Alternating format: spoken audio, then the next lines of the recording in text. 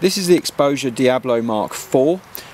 It's a helmet light, but you can mount it to your handlebars. It's exceedingly light, only weighs 106 grams, and it comes with a very good helmet mount, which is exceedingly low profile as well, so it's great for sticking on your helmet, riding around, and it shouldn't catch on any trees or branches or anything like that.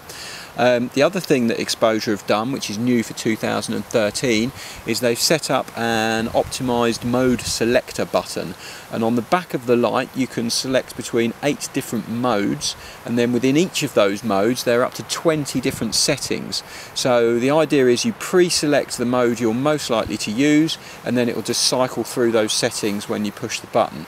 At the moment we've got it set up on mode number 1, which offers the highest power of beam, and as you can see it's a very penetrating light. It's got quite a long, far vision into the distance. Isn't quite as much spread as some of the other lights we've had on test, but that's to be expected from a helmet style light, and obviously with this kind of light you're looking at it to be pointing where you're looking, so you want to be looking down the trail and sort of seeing as far ahead as possible, so we're quite happy with how that performs.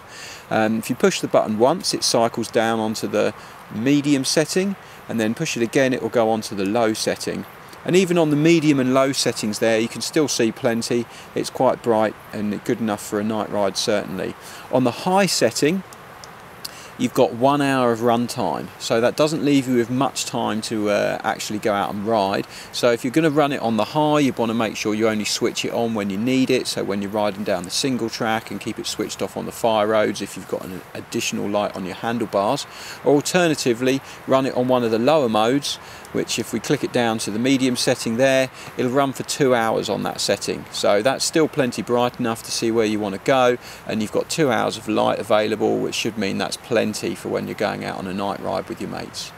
And that's the Exposure Diablo MK4.